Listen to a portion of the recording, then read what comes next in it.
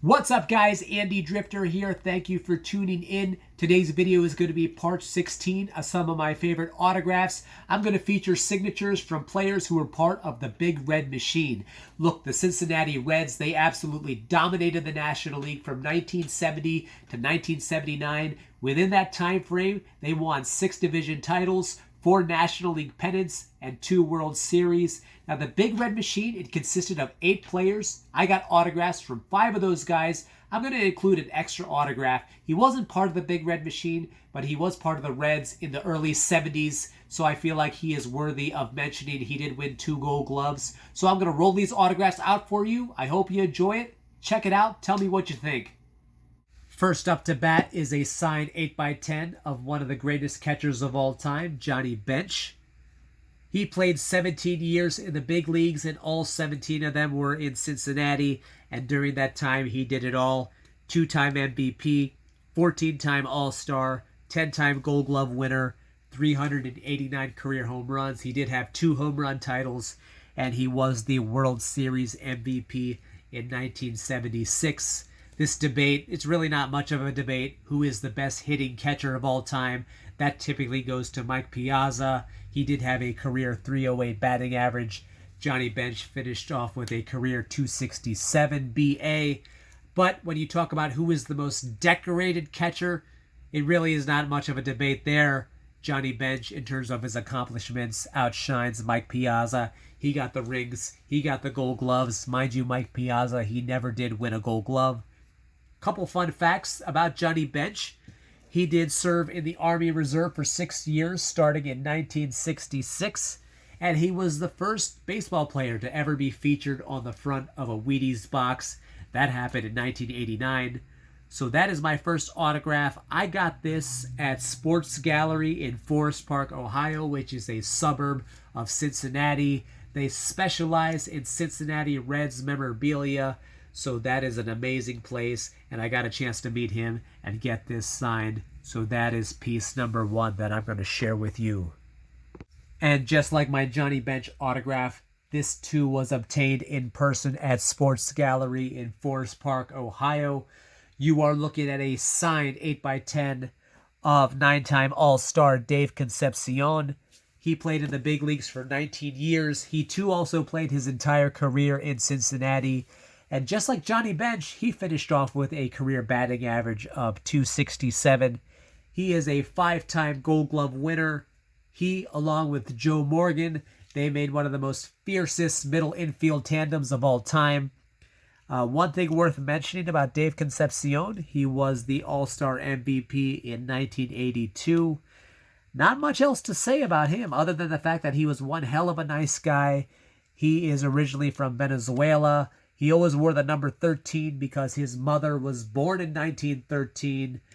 He now resides in Venezuela, but he does do autograph signings on occasion. So there it is for my second autograph of the Big Red Machine, Dave Concepcion. Next up is a signed 8x10 of Ken Griffey Sr. As you can see in this photo, he is decked out in Yankee pinstripes, but he did play for Cincinnati from 1973 to 1981. He also had a second term with the Reds in the late 80s. I got this autograph in January of 2020 at the Pinstripe Parade.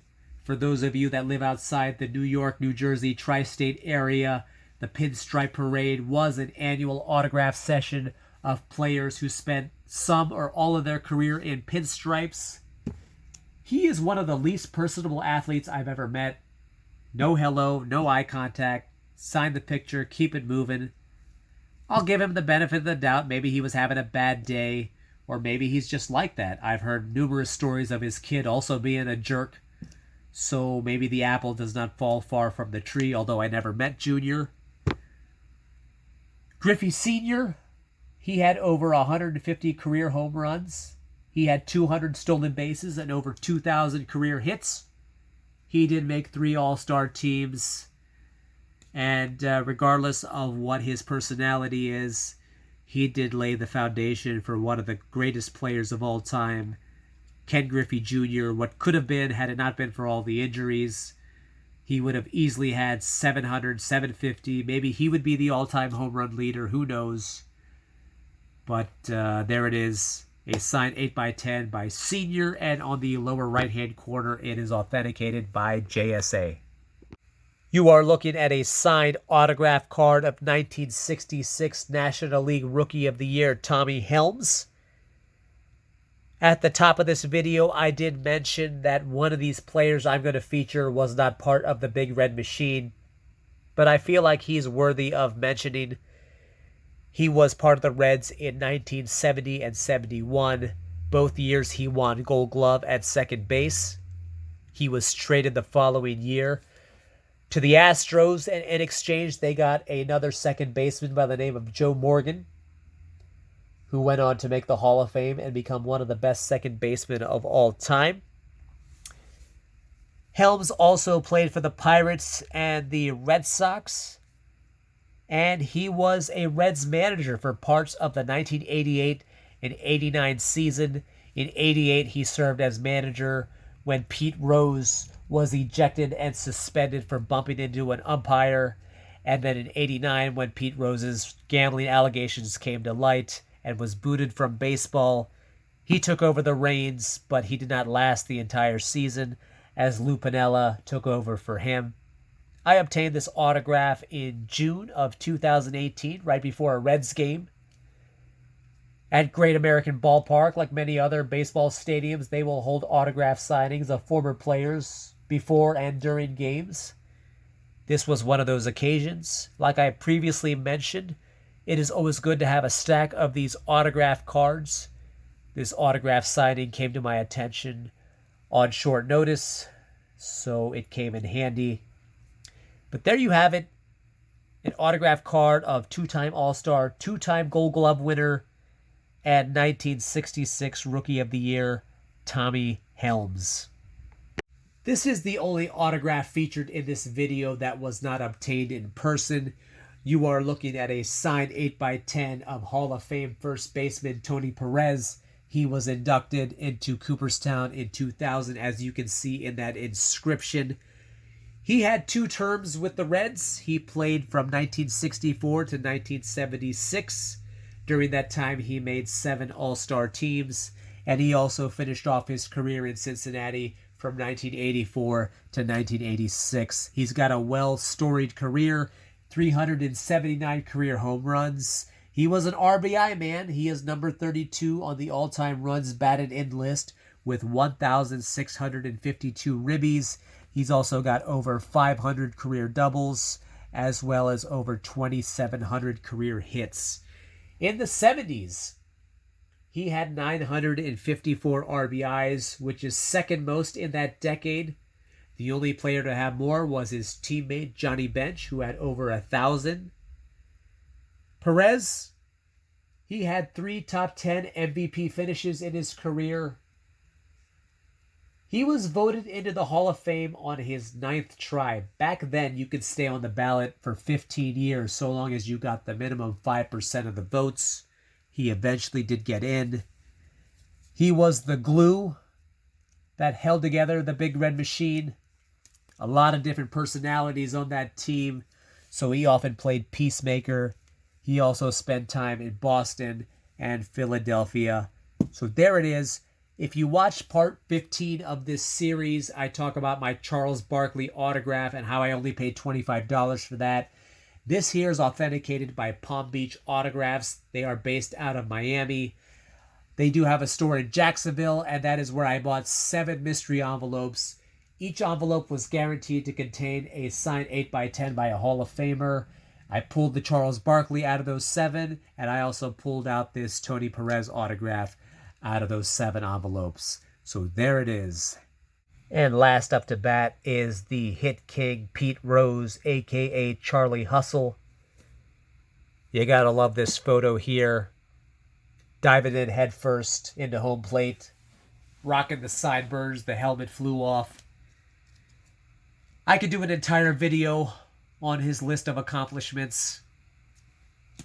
3-time World Series winner. He is the all-time leader, not only in hits, but games played, at-bats, and plate appearances. He is a career .303 hitter, one of the best switch hitters of all time. All-star appearances, gold gloves, batting titles. You could just go on and on and on. His stats speak for themselves, but he is not in the Hall of Fame for a set of different reasons. He does a lot of autograph signings. He is not hard to get at all. I got this in the summer of 2019. I got a chance to meet him in Nashville, Tennessee. I got a chance to speak with him very briefly. Told him how much I enjoyed him and his time as an analyst on the MLB Network. There it is. One of the best to ever do it. One of the most entertaining speakers when it comes to baseball as well as other topics. What we have here is a signed 8x10 of the Hit King. And if you look on the lower right-hand corner, it is authenticated by JSA. Look, the topic of Pete Rose, that has been discussed ad nauseum. Should he be reinstated into baseball? Should he be in the Hall of Fame? I have heard debates from both sides, but it seems like the gatekeepers, they have their feet firmly planted. They made their decision, and they are not going to recognize him, at least while he's still alive, which is an absolute shame. Look, in 2015 to 2017, it did look like he was starting to gain a little momentum, and it looked like maybe some of these old school guys were starting to change their minds about him. He was hired as an analyst for the MLB Network. He was absolutely brilliant at that. If you ever get a chance, YouTube the segment he does with Frank Thomas and A-Rod about the 6 things that he would do when he got into a slump. It is absolutely riveting material.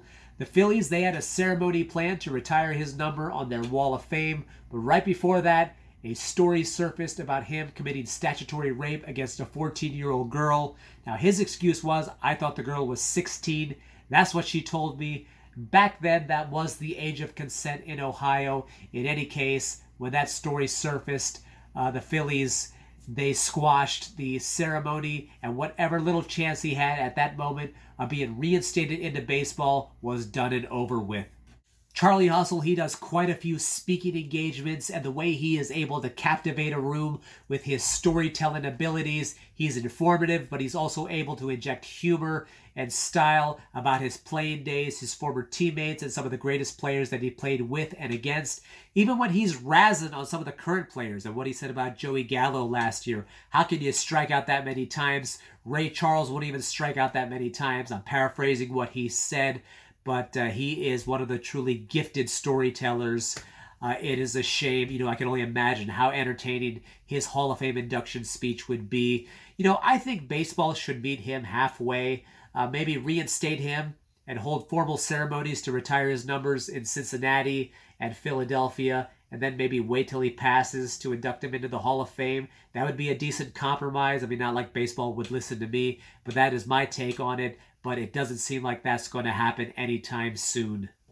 At the top of the video, I did mention there are 8 players that are part of the Big Red Machine. You saw autographs from 5 of them. I do not have the signatures of Joe Morgan, Cesar Geronimo, or George Foster. Unfortunately, Joe Morgan, he passed away 2 years ago, but his autographs are out there available for sale. Cesar Geronimo and George Foster, they do pop up every now and again and do public autograph signings. So perhaps one day I will add those 3 to the other 5 and complete the entire 8. And when and if I do, I will do an addendum to this video where I feature all 8 signatures. So, part 16 is in the books. I want to thank you for watching this. I hope you found this video to be entertaining. If you haven't already, please hit like and subscribe to my channel. Part 17 will be around the corner. And until then, take care, be safe. I will see you again soon. And thank you for watching. My name is Andy Drifter, and my channel is called Andy Drifter Cards, Slabs, and Autos.